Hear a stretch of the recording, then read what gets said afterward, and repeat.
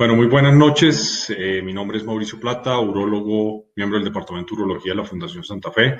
Nos acompaña también hoy el doctor Julián Azuero. Hoy vamos a tener un tema de gran interés para todos, como es el manejo quirúrgico de la hiperplasia prostática benigna en el paciente de alta morbilidad, algo que con cada vez más frecuencia nos vamos a ver enfrentados en nuestra práctica debido al aumento de la expectativa de vida en el mundo. Creo que es algo que es bien interesante que discutamos, miremos las opciones disponibles basadas en la mejor evidencia y con esto podamos eventualmente sacar las mejores conclusiones sobre este tema. Vamos a hacer una discusión, digamos, basada en la evidencia científica disponible en el momento, pero además vamos a tratar a través de un caso clínico que el doctor Azuero nos va a presentar, de resolver dudas y obviamente ustedes pueden ir escribiendo en el chat para poder eventualmente de esa manera lograr resolver dudas que van surgiendo en el camino. Vamos a ser muy estrictos con el horario, como lo hemos sido siempre, de tal manera que podamos ceñirnos a lo que nosotros tenemos de tiempo, que es 1 hora para este webinar, y respetar el tiempo de todos, que creo que es de altísima importancia seguir bajo estos parámetros. Entonces, vamos con la presentación. Vamos a tocar básicamente 3 puntos fundamentales: envejecimiento y comorbilidades, la invasividad de los procedimientos que nosotros hacemos cotidianamente y la evidencia científica de las técnicas de mínima invasión en el manejo quirúrgico de la hiperplasia prostática, sobre todo orientado al paciente con morbilidad. Este es mi interés económico, personal e institucional, que vale la pena que todos lo tengan en cuenta.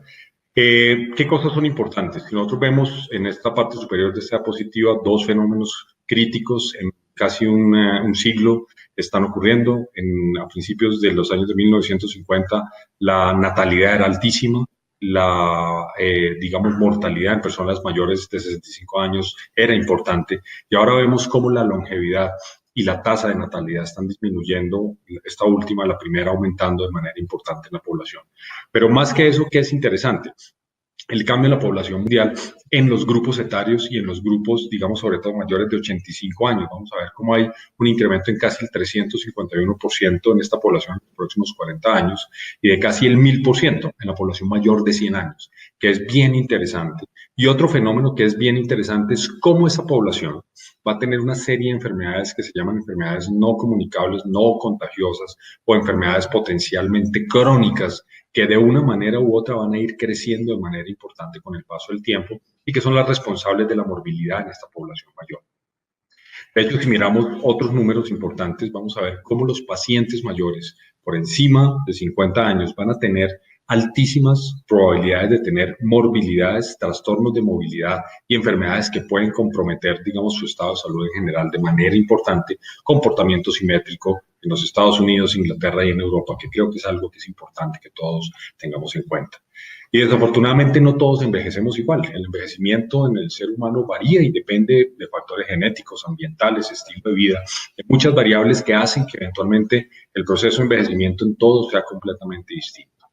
¿Qué ha sido históricamente el tratamiento de los crecimientos prostáticos benignos? Desde los últimos 20 años se han utilizado, más de 20 años, perdón, casi 30 años, se han utilizado medicamentos para tratar como primera medida, como primer paso de tratamiento de los síntomas del tracto urinario inferior.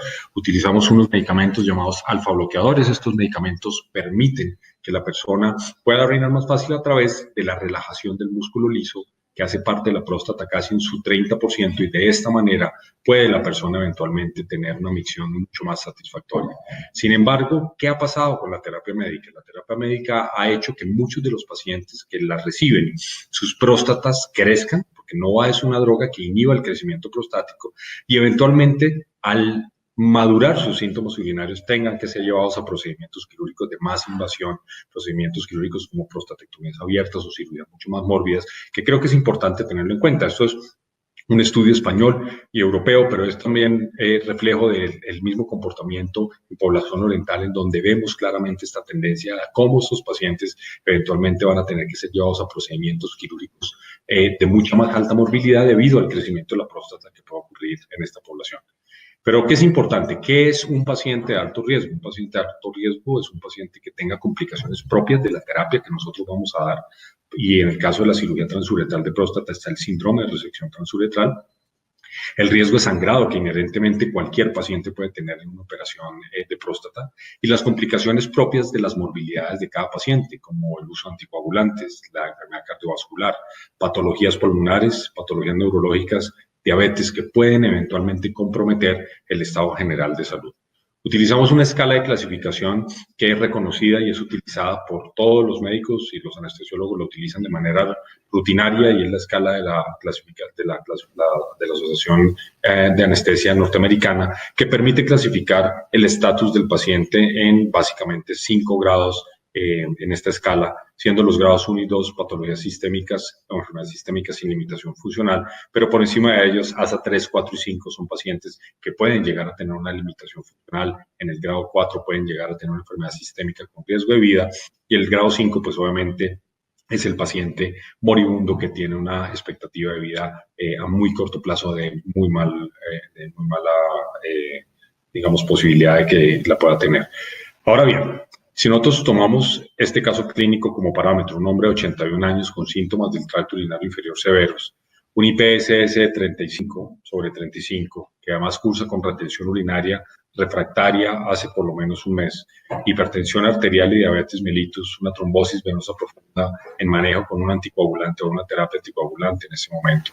Le hacemos una ecografía de próstata, tiene una próstata de 90 cc por la ecografía y un índice de protrusión prostático cercano a 20 milímetros.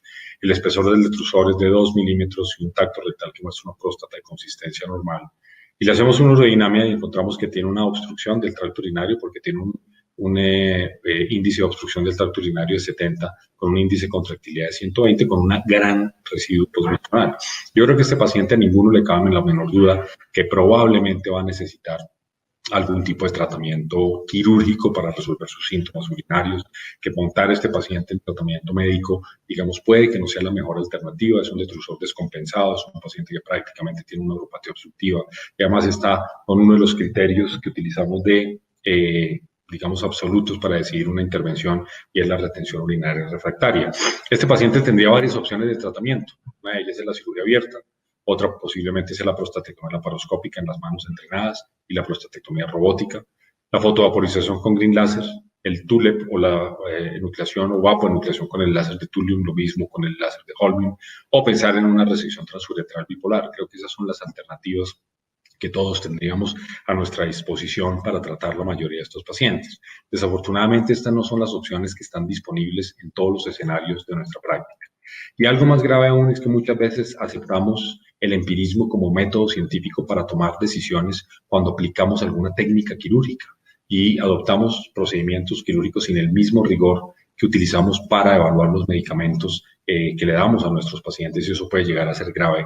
Por eso tratar de basar estas decisiones en la mejor evidencia es importante, sobre todo cuando tenemos tantas opciones para tratar los síntomas urinarios. Si ustedes se fijan, desde hace más de 100 años que empezaron, digamos, todos los avances tecnológicos endourológicos en la urología, laparoscópicos en la urología, que permitieron llegar a, digamos, desarrollos importantes como el cistoscopio a finales del siglo XIX y toda la introducción, digamos, de lo que fue la resectoscopia a mediados de 1950 y de ahí en adelante, con todas las nuevas técnicas, pues son una cantidad de procedimientos que han permitido tratar los síntomas urinarios y obviamente, en la medida que estos procedimientos se van depurando, en la medida que se van introduciendo procedimientos nuevos, también la morbilidad de estos procedimientos mejora de manera importante. Pero no todos tienen la mejor evidencia, no todos tienen el mismo rigor científico en su análisis, muchos obedecen a presiones importantes del mercado, muchos obedecen a presiones propias del mercado europeo, norteamericano, que hace que muchos urólogos terminen utilizando este tipo de terapias sin la mejor evidencia disponible. Y algo más grave aún, y es la evidencia que buscan nuestros pacientes. Cuando nosotros miramos, muchos de nuestros pacientes lo que hacen es consultar cómo manejar sus síntomas urinarios en Google y desafortunadamente la información depurada que podemos encontrar allí no es la mejor. Por eso tratar de buscar la mejor información disponible a través de guías de práctica clínica como la guía de la Sociedad Americana de Urología, guía recientemente lanzada en hiperplasia prostática, es una guía prácticamente caliente, salió este año en el 2018 y la guía del manejo del LUTS o de los síntomas urinarios no neurogénicos de la Sociedad Americana Europea de Urología del año 2015, creo que son una muy buena alternativa también. ¿Qué nos dice la Sociedad Americana de Urología? Nos dice 3 cosas. Para tratar la próstata, divídela en tamaño. Si la próstata es menor de 30 gramos, tenemos varias opciones, dentro de las cuales están el HOLEP, el TULEP, la resección transuretral de próstata monopolar y bipolar, las terapias térmicas, las terapias con vapor y la incisión transuretral de la próstata como opción, al igual que la utilización del lifting de la próstata. Ya vamos a tocar un poquito sobre cada uno de ellos. Si la próstata es mayor de 30 a 80 gramos, la única que sale de todas esas opciones es la incisión transuretral de la próstata. Pero si la próstata es mayor de 80 gramos, la prostatectomía simple aparece como alternativa la enucleación con láser de Thulium, aparece como alternativa la enucleación con láser de Holmium. Cuando hablamos de prostatectomía simple, hablamos de prostatectomía abierta, pero también hablamos de prostatectomía laparoscópica y laparoscópica asistida por robot como opción de tratamiento para hablar de prostatectomía simple en próstatas mayores de 80 gramos. Sin embargo, esta discriminación en tamaño nada tiene que ver con la morbilidad que eventualmente puede llegar a tener un paciente. Entonces, una cosa es hablar de tamaño, otra cosa es hablar de un paciente mórbido. Y la guía de la Sociedad Americana de Urología considera que en pacientes médicamente complicados, las técnicas a escoger son el HOLEP, la fotovaporización prostática y la enucleación con láser de Thulium como alternativa en estos pacientes, debido a que la morbilidad de estos procedimientos es mucho menor que la cirugía abierta, mucho menor que una cirugía transuretral y eventualmente se pueden beneficiar de este tratamiento. Ahora bien, ¿qué es lo que más hace la gente? Cirugía transuretral monopolar. Si nosotros vemos estos números en este estudio importante publicado en Journal of Urology ya hace un tiempo, de más de 10.000 prostatectomías monopolares en Europa, nosotros vemos cómo a medida que aumenta el tamaño de la próstata, aumenta la movilidad del procedimiento. Tasas de transfusión aumentan, tasas de riesgo de síndrome de resección transuretral, revisión quirúrgica que se requiere de manera mucho más importante y obviamente si el paciente además tiene una morbilidad como la retención urinaria antes de la cirugía, la probabilidad de que ocurran eventualmente, digamos, riesgos mayores durante la operación como riesgo de revisión quirúrgica, como riesgo de infección urinaria, como síndrome de resección transuretral, puede aumentar de manera importante. Miremos entonces la prostatectomía abierta. La prostatectomía abierta ha sido, digamos, el estándar de práctica en próstatas mayores. Se puede utilizar el abordaje transvesical, se puede utilizar la cirugía retropúbica. Este es un estudio importante por el volumen de pacientes y no solo por eso, sino por el tiempo de seguimiento, que además demuestra cómo la cirugía transvesical no es tan inocua. Nosotros creemos que puede ser en cuanto a riesgos para el paciente, riesgo de transfusión de hasta el 54%, promedio de hospitalización de 8 días, infección urinaria postoperatoria hasta el 20% de los pacientes. Alguien puede decir, no, pero eso es esa técnica de ese momento, año 1997, pero revisiones un poco más recientes, en números mucho más grandes de pacientes, demuestran datos similares, demuestran que independiente de dónde se haga el procedimiento, en números grandes, la probabilidad de complicaciones como sangrado, la probabilidad de complicaciones como necesidad de transfusión, no son despreciables en esta población y creo que vale la pena tenerlo en cuenta porque muchas veces un paciente mórbido difícilmente lo podremos llevar a un procedimiento como este. ¿Qué dice la Sociedad Europea de Urología? La prostatectomía abierta es tal vez el procedimiento más invasivo para tratar los síntomas urinarios y que tiene una morbilidad significativa. Es algo que debemos reconocer y que es algo que es absolutamente claro. Entonces, si estamos hablando de un paciente mórbido, la toma de decisiones cambia. ¿Por qué? Porque tenemos que determinar no solo la morbilidad, sino además el tamaño de la próstata. Y si además de eso tenemos un hombre enfermo, pero que tiene una próstata menor a 80 gramos, tenemos muchas opciones para tratarlo.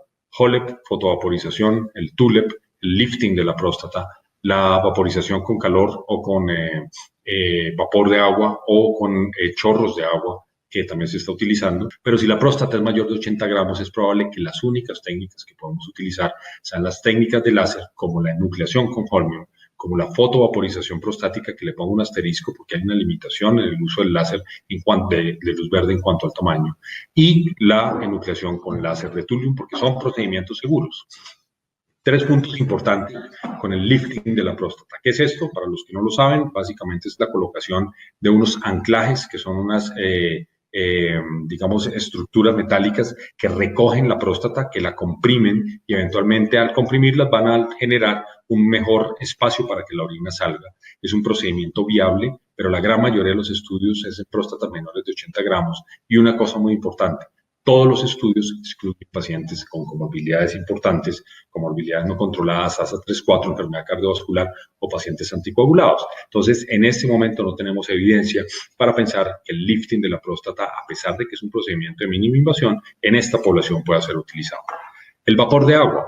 Inyectarle vapor a la próstata genera una necrosis por coagulación del tejido prostático y aparentemente tiene la misma situación que tiene el lifting de la próstata. No existen estudios que permitan determinar en poblaciones mórbidas si es útil hacerlo.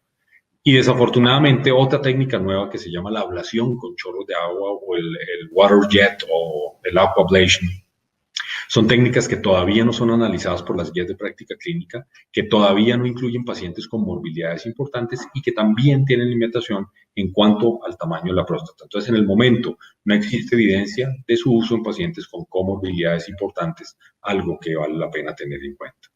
Veíamos que la guía de la Sociedad Americana de Urología nos decía que las 3 técnicas que se pueden utilizar en pacientes mórbidos son el HoLEP, la fotovaporización y el TULEP. ¿Por qué razón? Porque cuando se comparan con la cirugía transuretral, tanto el HoLEP como el TULEP en cuanto a riesgo o necesidad de transfusión es muchísimo menor que se compara con la cirugía transuretral monopolar. Menor riesgo de transfusión, muchas veces no se requiere hacer cambio del anticoagulante si el paciente está anticoagulado, y lo que sí sabemos es que de pronto el paciente va a requerir mayor tiempo de irrigación y una mayor estancia hospitalaria por, obviamente, sus comorbilidades. ¿Qué es importante con el láser? El láser depende de su interacción con la próstata, básicamente es por su amplitud de onda. Y en urología utilizamos diferentes tipos de láser, algunos de ellos que pertenecen a la luz visible, como el láser de luz verde, muchos de ellos que pertenecen a la luz invisible, ¿cierto? En el espectro fotomagnético, como el láser de Thulium o eventualmente como el láser de Holmium. Podemos con el láser vaporizar, podemos vaporresecar tejido o podemos enuclear tejido. Cada una de las técnicas de láser nos lo puede proveer. ¿Qué es lo que es importante? El grado de penetración óptica que tiene el láser, y esto determina, obviamente, la, digamos, capacidad de generar la absorción por el tejido y de esta manera generar los cambios que nosotros queremos producir en el tejido para lograr generar o una vaporización o una coagulación o cambios por hiperemia en el tejido.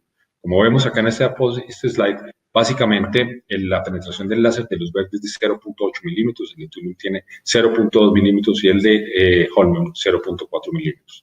¿Qué es lo importante y la diferencia de cada uno de ellos? La longitud de onda. El láser de luz verde es un láser ávido por la hemoglobina y en tejidos ricos en hemoglobina como la próstata funciona bastante bien. Los láseres de Holmium y de Thulium son ávidos por el agua.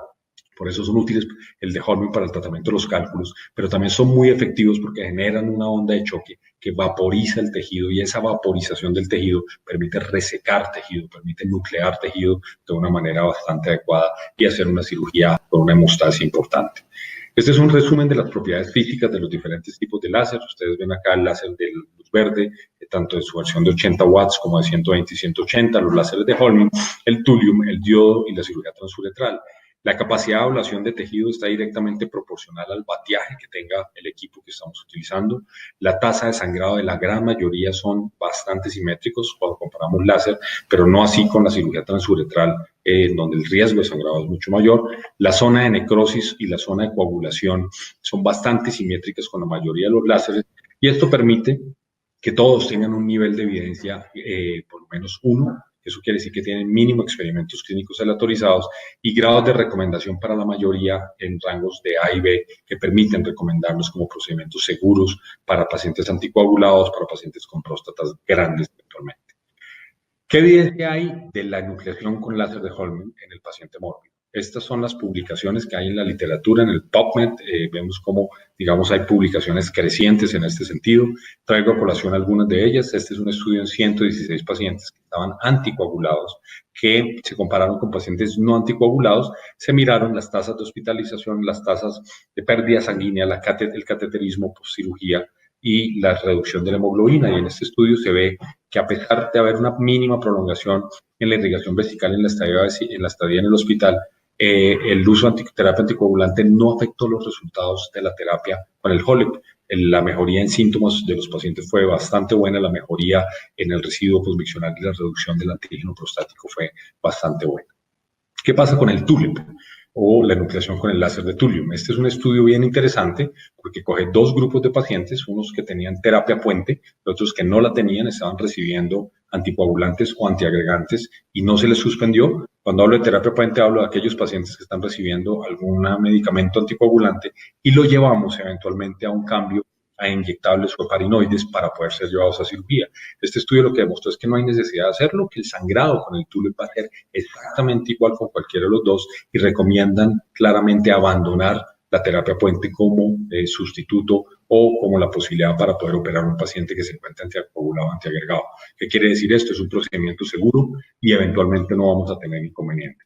El láser de Thulium, el láser de Holmium tienen la ventaja de que sacamos además tejido, podemos morcelar tejido y de esta manera obtener tejido para análisis de patología cuando esto es importante y cuando nuestros pacientes necesitan este tejido.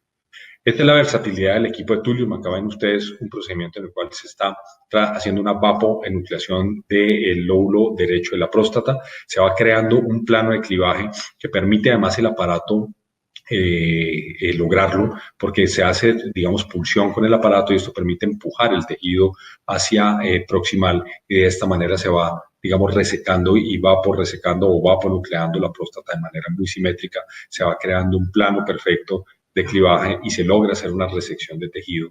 Ese tejido se empuja completamente a la vejiga y al empujarse a la vejiga, posteriormente puede ser extraído si son pedazos pequeños o eventualmente pueden ser porcelado, como ya lo vamos a ver. Ahí vemos cómo se está liberando gran parte de ese lóbulo, tratando de buscar ese plano blanco, que es el que necesitamos crear, que es el tejido capsular prácticamente avascular, donde se logra hacer una impecable resección del tejido prostático sin mayor inconveniente. Si nosotros vemos al lado derecho tenemos la morcelación. Ya una vez hemos resecado la próstata, introducimos un elemento que se llama el morcelador, que permite succionar el tejido prostático y cortarlo con una cuchilla cilíndrica y de esta manera sacar tejido para ser enviado a patología. Es, digamos, un procedimiento relativamente rápido. La morcelación toma más o menos en tiempo el 10 a 15% del total del procedimiento quirúrgico, pero depende obviamente del volumen prostático que nosotros estemos extrayendo. Ahora hablemos un poco del láser de luz verde. El láser de luz verde en el paciente mórbido también tiene evidencia. Si nosotros miramos este estudio, es bien interesante porque evalúa los desenlaces quirúrgicos en una cohorte multicéntrica norteamericana en pacientes estratificados por el grado de ASA, ASA 1-2 versus ASA 3-4. Encontramos cómo, obviamente, los pacientes ASA 3-4 son pacientes más viejos.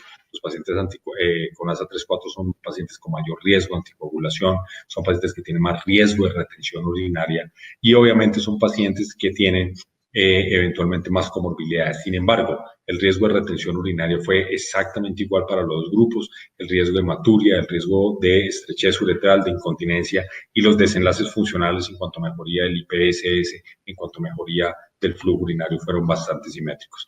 ¿Qué sí fue diferente? Estos pacientes tuvieron que ir más al servicio de urgencias, tuvieron que ser readmitidos más veces por sus comorbilidades asociadas. Sin embargo, demuestra la seguridad del procedimiento quirúrgico en esta población y creo que es algo interesante tener en cuenta. Estos son los números propios nuestros. Este es un estudio publicado en el Journal of Endourology en el año 2015 con nuestra primera cohorte del Green Light, los primeros 200 pacientes operados acá en la Fundación Santa Fe. Y encontramos cosas interesantes. Primero, cómo el volumen prostático de nuestros pacientes era relativamente alto, 75 cc en promedio. O sea, eran próstatas que tenían un volumen que no era para nada despreciable. Cuando mirábamos las variables prequirúrgicas y estratificábamos los pacientes a grupos de bajo riesgo como grupos de alto riesgo, según el grado de ASA, encontramos que no existía ninguna variable estadísticamente significativa, excepto la edad, que era mayor en esos pacientes, el tiempo de cateterización, que fue estadísticamente significativo, pero si ustedes ven la diferencia fue de horas prácticamente, 17 horas en el grupo de ASA 1 y 2 versus 19 horas en el grupo de ASA 3 y 4, algo que es prácticamente despreciable. La reducción y la satisfacción del paciente, la reducción en el IPSS, digamos que mostró datos estadísticamente significativos, pero no son, digamos, clínicamente importantes y creo que es algo que vale la pena tener en cuenta. Entonces, en estos pacientes, el láser de luz verde es absolutamente eficiente, es seguro y pues obviamente independiente de la comorbilidad que el paciente pueda tener, es una técnica que podemos utilizar con seguridad. ¿A qué se está llegando con el láser de luz verde? Está llegando a la enucleación con el green también, a tratar de resecar tejido prostático y poderlo también empujar a la vejiga para hacer posteriormente una morcelación. Eso cambia un poquito ciertas condiciones del procedimiento. En el láser de luz verde utilizamos una camisa mucho más delgada para vaporización. Cuando estamos hablando de nucleación utilizamos una camisa mucho más gruesa. Es una fibra de disparo lateral, es una fibra que se daña fácilmente. Hay que tener mucho cuidado con su uso. De hecho, los grandes centros de morcelación con green son digamos, tienen una predilección por hacer nucleación con la fibra de 120 más que con la de 180, porque es una fibra que se daña mucho menos. Y lo que es importante es que no es un estándar de práctica aún, es una tendencia, no es un estándar. Todavía seguimos haciendo fotovaporización, hemos migrado a fotovaporizaciones más efectivas, haciendo algo que se llama la fotovaporización anatómica con el green. Sin embargo, la técnica de nucleación está allí y creo que a futuro va a ser algo que vale la pena ver. Este es un video nuestro. Es un video, digamos, educacional para los estudiantes de lo que hacemos con el Green Light, uno de los primeros videos de la técnica quirúrgica en un paciente que estaba en retención urinaria. Y lo que empezamos a hacer es la vaporización siguiendo una técnica convencional que es la técnica de Nesbitt.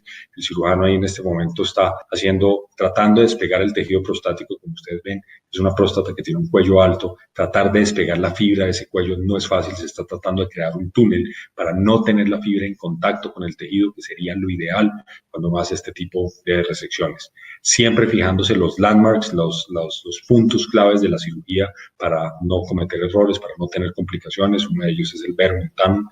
El cirujano está yendo hasta el vero montano tratando de marcar hasta dónde llega el tejido prostático y hasta dónde nos debemos ir con la resección. Siempre miramos meatos, estamos muy pendientes de la resección y ahí empezamos a hacer una vaporización completa hasta la cápsula prostática, hasta que identificamos fibras de la cápsula prostática. Progresivamente vamos subiendo la energía del láser desde 80 watts hasta 180 watts, que hace que sea una vaporización mucho más efectiva. Calculamos más o menos que por cada gramo de tejido utilizamos 5.000 julios. Por esta razón, con el láser de luz verde podemos tratar próstatas de hasta 120 gramos, básicamente, porque es lo que nos permite cada fibra de láser utilizar, a no ser que queramos utilizar básicamente 2 fibras para el láser. Ahora bien, ya para terminar, ¿cuáles son las tendencias perioperatorias y los desenlaces en los procedimientos para el manejo de la hiperplasia prostática? Esto es una estadística de los Estados Unidos reciente, pero es una estadística de digamos, registro que se tiene en los Estados Unidos en cuanto al número de casos que ocurren por año, pero además nos da información interesante que logré sintetizar acá. Y es que muchos de los procedimientos realizados son cirugía transuretral aún. La fotovaporización se realiza casi la mitad en procedimientos que se puede realizar una cirugía transuretral. El HoLEP no es que se haga mucho, 4 o 5%. Y el TULEP ni lo mencionan en los Estados Unidos, es una técnica que apenas está cogiendo fuerza en los Estados Unidos. En Europa se hace ya desde hace mucho tiempo y creo que es algo importante. Y otra cosa que en nuestro medio creo que es crítica es mirar temas de costo-efectividad. Nosotros tenemos un estudio propio de costo-efectividad comparando el láser de luz verde versus la cirugía transuretral, que demuestra cómo el láser de luz verde a tarifas colombianas con la morbilidad del colombiano es una técnica costo-efectiva comparándolo con la cirugía transuretral. Este estudio internacional trata de mirar varias técnicas, no solo técnicas quirúrgicas, sino también tratamientos médicos, y demuestra cómo todo lo que esté en este extremo sería lo ideal, ¿no? El que más reduce síntomas, pero que además vale menos, que sería lo que uno quisiera tener con una técnica ideal. Los que están más cerca de esto son la cirugía transuretral de próstata. El Green Light podría eventualmente estar, pero siempre recordemos que hoy estamos hablando del paciente con comorbilidades y seguramente la cirugía transuretral no es la mejor opción.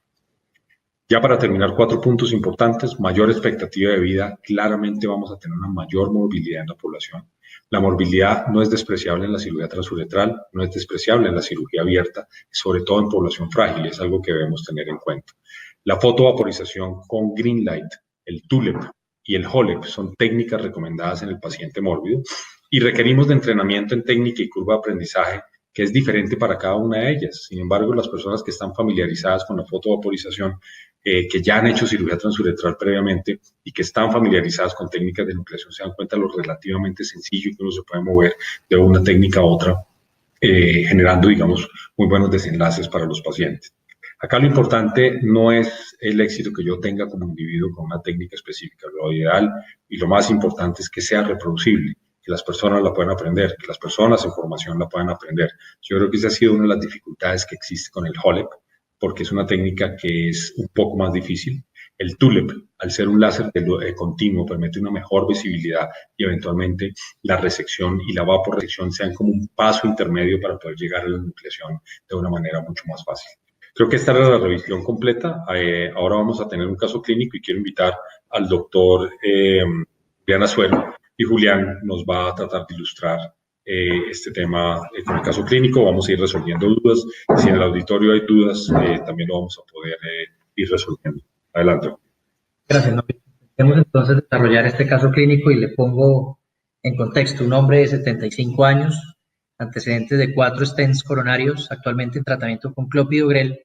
Concepto de cardiología dice que se puede suspender el clopidogrel, el tratamiento unos días antes para el procedimiento. Tiene una próstata de 70 gramos, y actualmente está con una sonda vesical por un episodio de retención aguda de orina.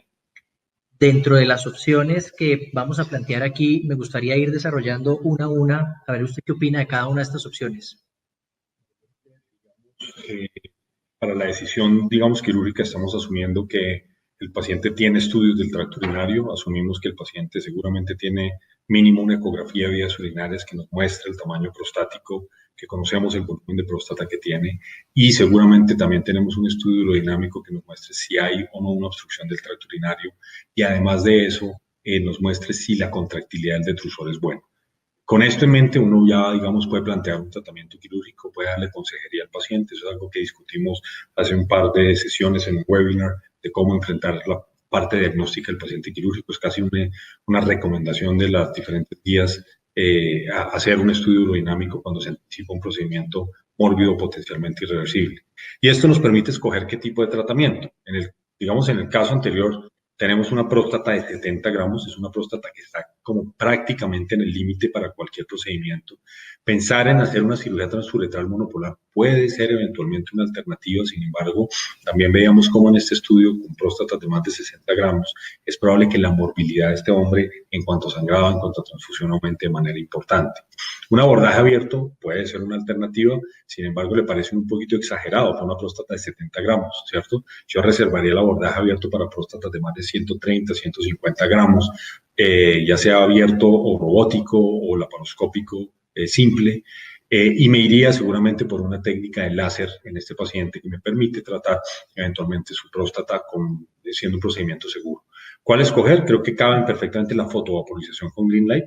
No existiría, digamos, ningún criterio para escoger entre una fotovaporización con green o una fotovaporización o una, enucleación o vaporresección con thulium o inclusive con Holmium en las manos que lo puedan utilizar.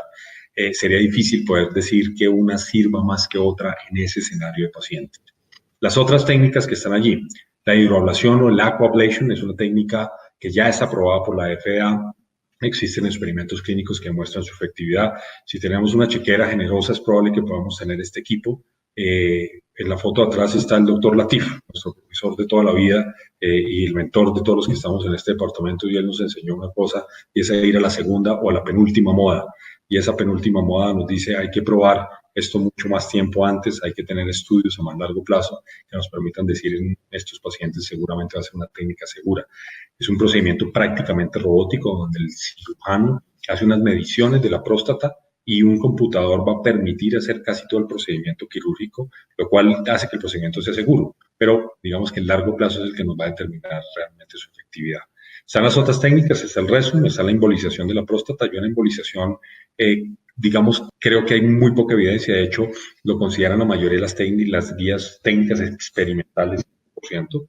El urolift en este paciente podría ser una alternativa, me parece que es una próstata en el extremo superior de tamaño. Es probable que si uno no tiene experiencia en lifting, no debe empezar por una próstata de este tamaño, seguramente debe empezar con próstatas mucho más pequeñas. Probable que este paciente requiera muchos de estos ganchos y una persona con práctica lo va a poder lograr, pero si no hay mucha experiencia, que en el país nadie la tiene aún, que en el país aún no está disponible esta tecnología, pues eventualmente no sea, digamos, la mejor alternativa. Yo creo que nos da un poco de más versatilidad en términos de poder escoger una técnica versus la otra, pero planteemos este mismo caso, pero con el concepto de cardiología que no se puede suspender la antiagregación plaquetaria. En ese orden de ideas, y resolvamos de nuevo, planteemos las mismas opciones, ¿se decantaría usted más por una técnica que por la otra? Yo seguiría siendo, digamos, un partidario del láser como mejor alternativa. Los estudios clínicos lo mostraron, cité varios estudios que muestran cómo inclusive no necesito suspender la anticoagulación o cómo los desenlaces del paciente con láser pueden ser exactamente iguales y vuelvo e insisto, puede ser la fotovaporización con green light, puede ser la vaponucleación con el TULEP, con el Thulium o la vaponucleación con el HOLEP. Cualquiera de las tres técnicas en manos entrenadas puede ser una buena alternativa. Volvemos a lo mismo, en este caso la resección transuretral mono y bipolar me parecen riesgosas. Es un paciente que está anticoagulado. El riesgo de suspender la anticoagulación es mucho más grande que el riesgo de sangrado, eso es absolutamente cierto. Pero es un paciente que me va a sangrar y que puede tener más morbilidad. El abordaje abierto puede ser una opción también, pero vuelvo, insisto, es una próstata relativamente pequeña y el paciente está anticoagulado. El riesgo de sangrado no es despreciable en esta población.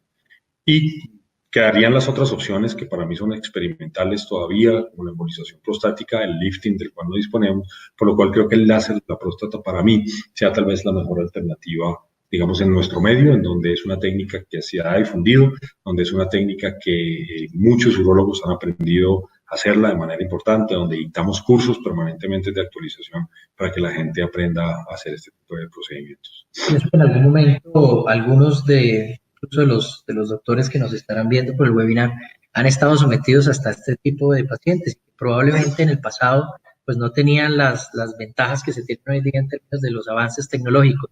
Así que pensaría yo que no es que no se pueda hacer, sino que hemos de escoger la mejor técnica en términos de evitar las complicaciones o posibles complicaciones que se puede generar.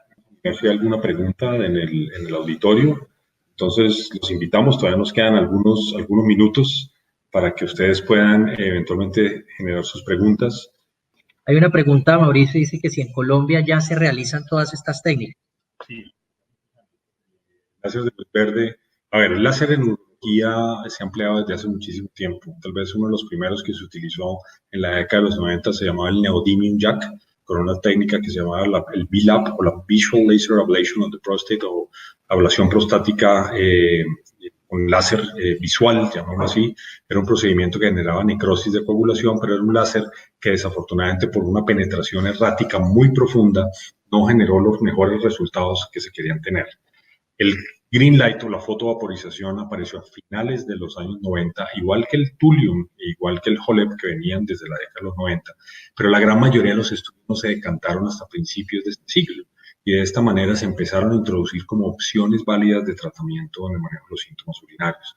A Colombia llegan más o menos hacia el año 2005, calculo yo, la fotovaporización prostática, inicialmente con el equipo de 80 vatios y el equipo de 80 vatios tenía muy poco batiaje, muy poco potencia, que hacía que los resultados no fueran los mejores.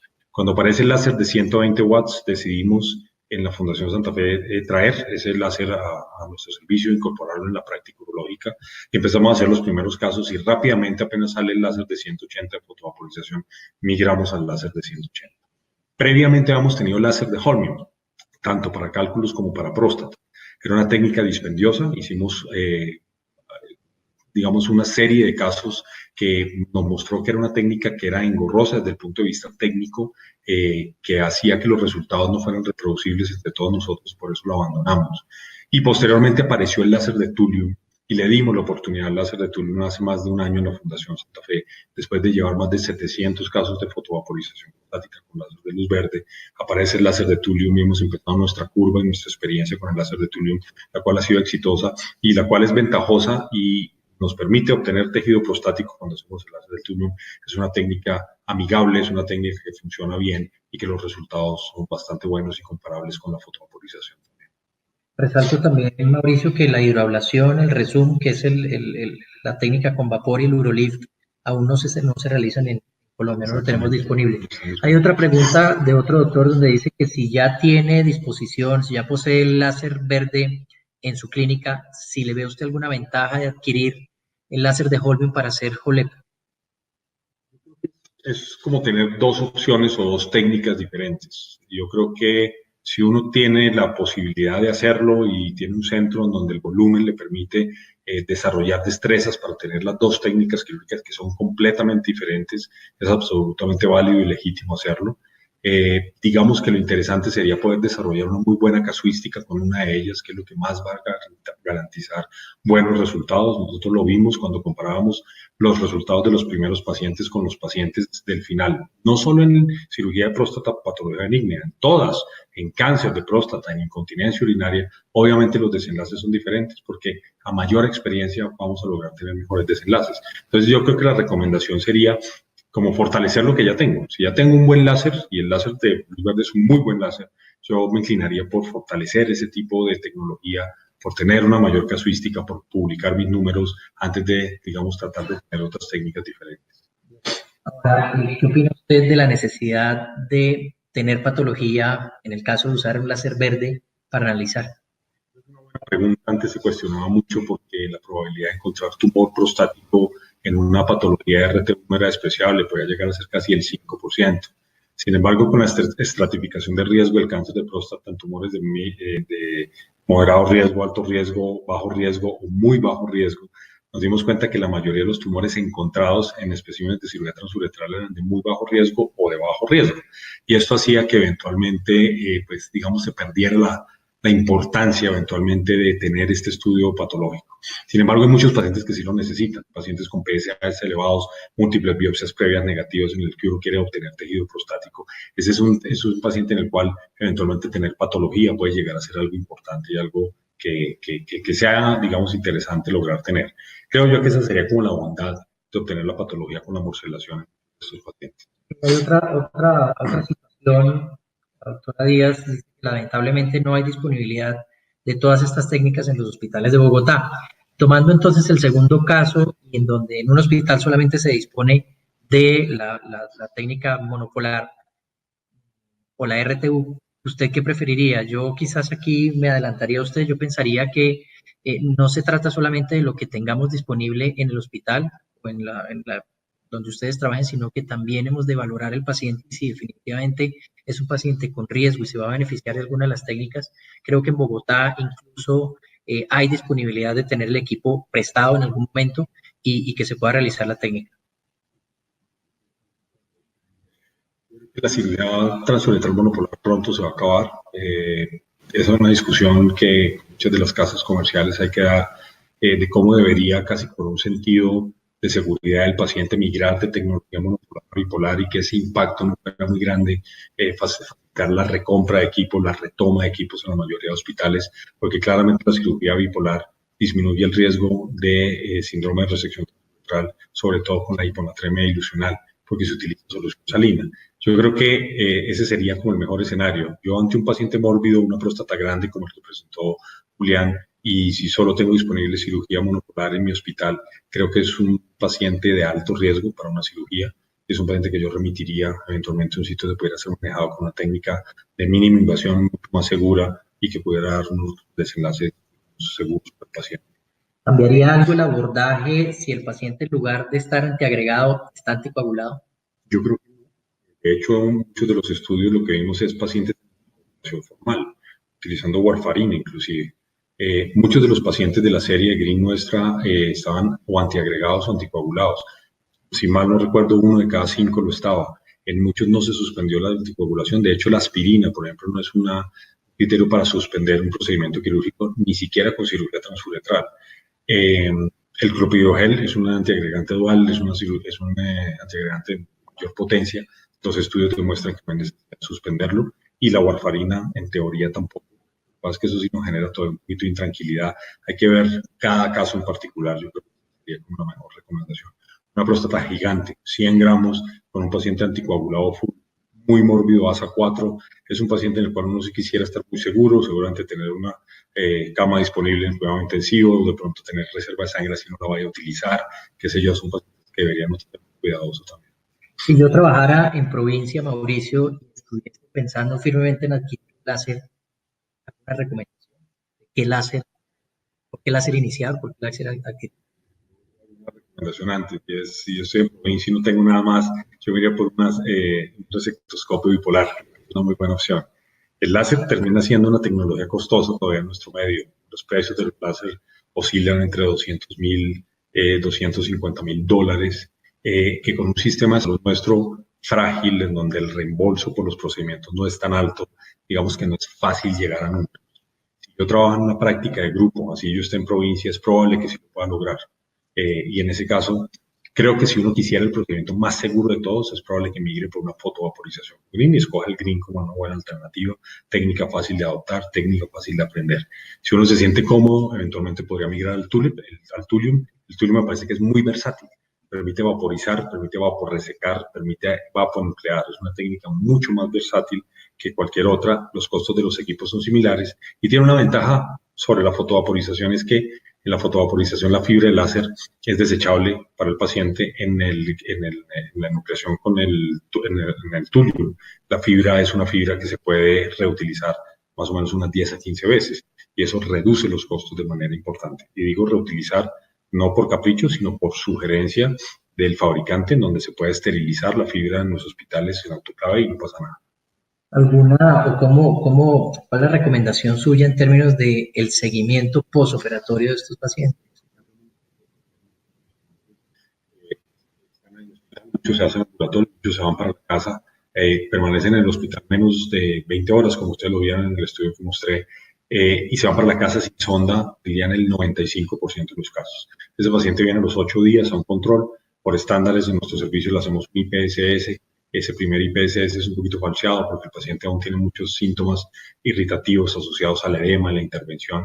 Se le da una orden de cultivo y el paciente vuelve nuevamente al mes para hacer nuevamente un IPSS, pruebas de función, cuestionarios de función sexual también, y posteriormente controles cada 6 meses de seguimiento, que creo que es lo que óptimamente uno podría hacer en esta población. Con el advenimiento, Mauricio, de estas nuevas técnicas de invasión, Urolift, la hidroablación y el Rezum, y la posibilidad de tenerlas eventualmente disponibles en el país, ¿estaría usted dispuesto a eventualmente encaminar o recomendar a algún paciente una de estas técnicas? Escenario interesante para el Urolift. Lo he visto y lo he discutido en muchas digamos, situaciones, y es el paciente que toma medicamentos. Hay pacientes que crónicamente están tomando medicamentos para los síntomas urinarios. El Urolift es un procedimiento de consultorio, es un procedimiento muy rápido, de prácticamente, como dicen los americanos, de oficina, y con anestesia local en muchos pacientes. Y podría uno eventualmente migrar los pacientes que estén en terapia médica a este tipo de terapia, ¿cierto? Como una terapia previa a someter a un paciente a cirugía. Creo que ese para mí sería un escenario interesante para el Urolift, para liberar de medicación a muchos pacientes, eventualmente en un procedimiento de muy poca invasión, muy poca morbilidad, que pueda ser útil en ciertos tamaños de próstata. Eso creo que puede ser una buena alternativa. Entonces lo veo claramente y lo veo con muy buenos ojos. Ventajas reales del Rezum, de la vaporización de la próstata con agua, ¿cierto? El vapor de agua. No lo tengo tan claro comparado con otras tecnologías. Yo creo que es más escogencia de cada quien optar por una opción u otra. Lo vería, digamos, limitado frente a un láser, puede tratar próstatas mucho más grandes. Y en el caso de la aquablation, creo que todavía es una técnica que, a pesar de tener experimentos, ser aprobada por la FDA, uno sí quisiera verla en muchos sitios funcionando antes de traerla. Es un equipo costoso, y cuando hablo de costoso estoy hablando de miles de dólares. Creo que es una inversión muy importante que a nuestro medio va a llegar seguramente en algún momento, pero creo que no sería mi opción primaria en este momento, no sería el que yo quisiera comprar. Lleva tantos números en casos de láser verde, ¿cuál es el porcentaje de las, llámese recidivas o complicaciones que pueda tener?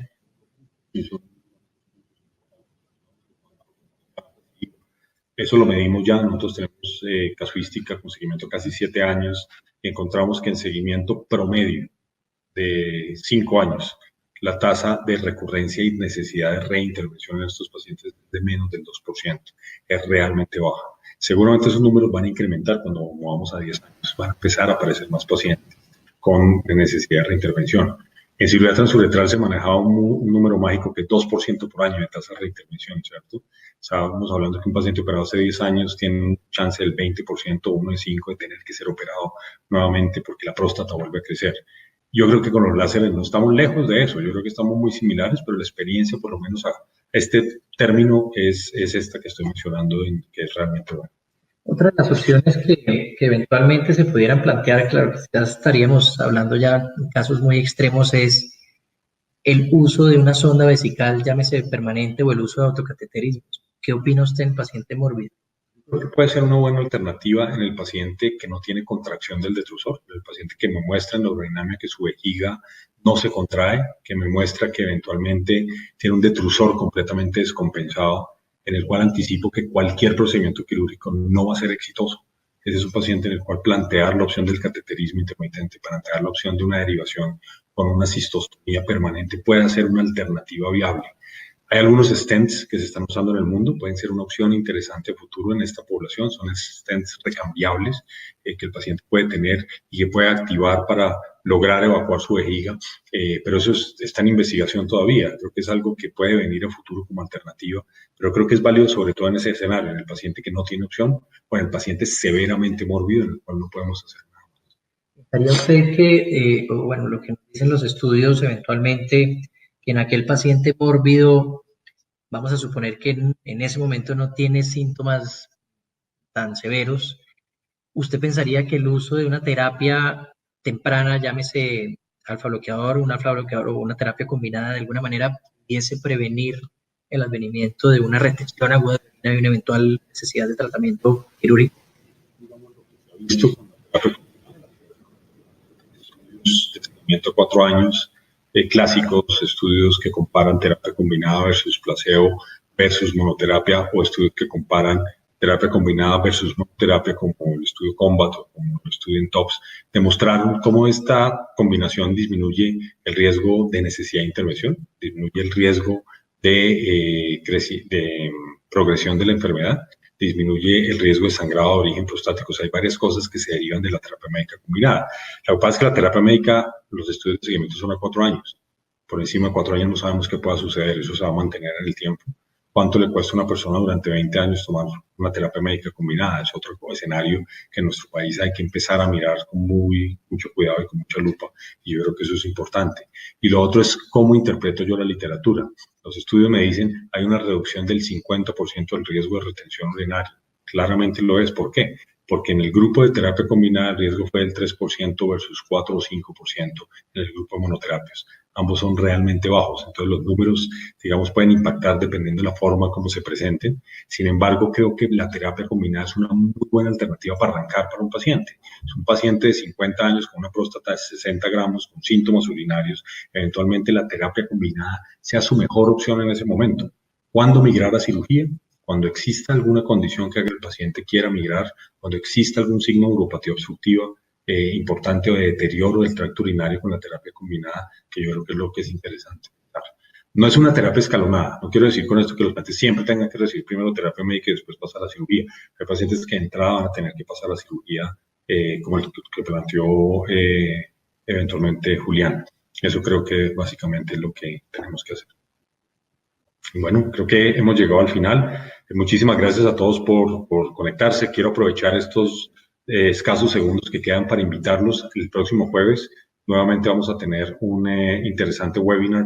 Vamos a tocar un tema no asociado a los síntomas del tracto urinario por hiperplasia prostática. Vamos a tocar otro tema supremamente interesante de altísimo interés en el país, como es la cirugía robótica para los síntomas, para el cáncer de la próstata, experiencia que hemos logrado ganar en el país en muchos centros y que creo que es interesante ver paso a paso cómo se hacen este tipo de procedimientos quirúrgicos, paso a paso cómo ha penetrado esta tecnología en el mundo, que yo creo que es algo muy importante. Muchas gracias a todos por su asistencia el día de hoy.